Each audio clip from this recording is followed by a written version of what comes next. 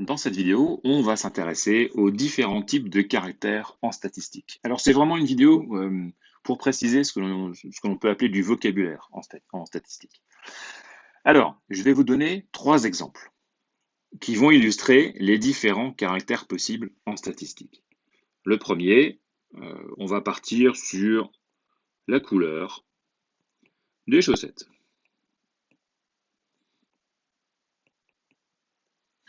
Alors, la couleur des chaussettes, vous allez me dire, elles sont soit noires, blanches, rouges, vertes, etc. Vous avez bien compris l'intérêt de l'exemple.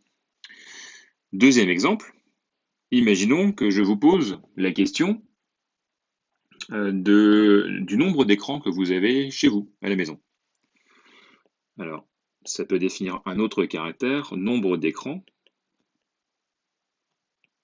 à la maison. Qu'est-ce que vous allez répondre? Vous allez répondre, j'en ai pas.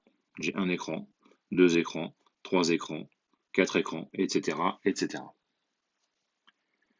Troisième exemple possible, qu'est-ce que je pourrais dire? Le temps que vous passez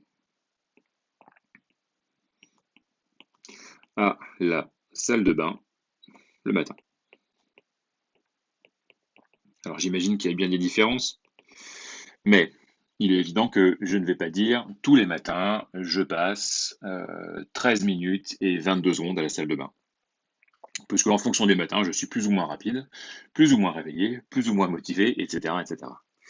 Donc en fait, ce qui va se passer, c'est qu'on va répondre, je passe entre un quart d'heure et 20 minutes, entre 3 quarts d'heure et 1 heure. Donc je vais donner un intervalle de temps.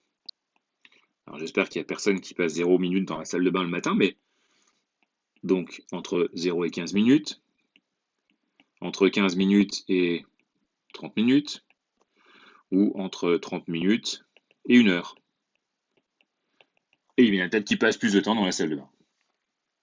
Donc vous avez là, sous les yeux, 3 exemples qui illustrent les différents caractères en statistique. Alors je vais juste préciser quelque chose. Quand on parle de caractères en statistique, on parle de l'objet de l'étude statistique. Si on fait un sondage sur la couleur des chaussettes, l'objet de l'étude statistique, ça va être la couleur des chaussettes. Et cet objet a un caractère qu'on va définir tout de suite. Alors, j'ai quelques possibilités. Pardon, hop, je vais revenir sur... Alors, vous voyez déjà sur les 3 exemples qu'on a fait juste avant, qu'il y a une différence entre le premier et les 2 suivants. L'exemple 2 et l'exemple 3, les réponses aux questions qui sont posées, quel est le nombre d'écrans à la maison ou quel est le temps passé dans la salle de bain, vous allez donner la réponse sous forme chiffrée. Vous allez exprimer une quantité. C'est ce qu'on appelle un caractère quantitatif. Tout ce qui n'est pas quantitatif, tout ce qui n'est pas quantifiable, toutes les réponses que vous allez donner qui ne sont pas des quantités, exemple, les couleurs des chaussettes, noire, blanche, rouge, verte, etc. Exemple, si je vous pose la question, est-ce que vous aimez la pizza quel fromage? Vous allez répondre oui, un peu, beaucoup, passionnément, à la folie, pas du tout. Ce ne sont pas des quantités. Si je vous dis, et si vous devez répondre à la question posée par oui, non, ce n'est à nouveau pas une quantité. Donc, dès que ce n'est pas une quantité, on se retrouve dans un caractère qu'on appelle qualitatif.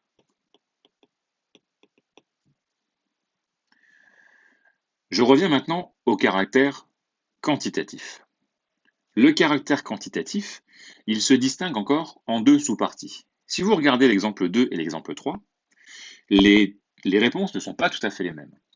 Dans l'exemple 2, les réponses sont des réponses, comment je vais dire ça, précises. 0, 1, 2, 3.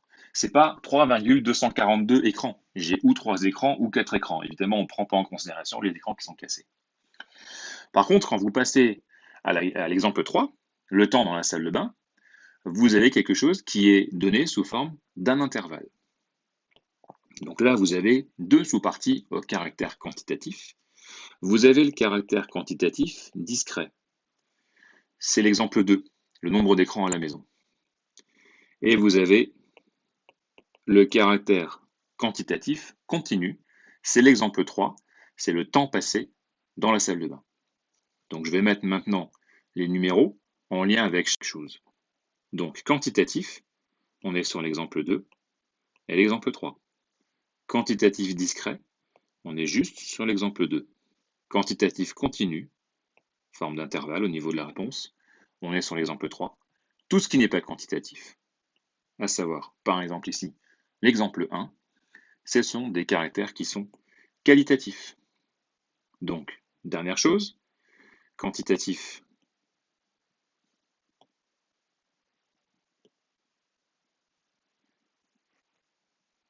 discret, quantitatif continu,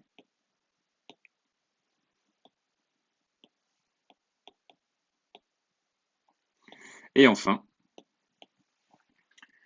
qualitatif, tout ce qui n'est pas quantitatif. Donc voilà la répartition des différents cas possibles d'un caractère en statistique.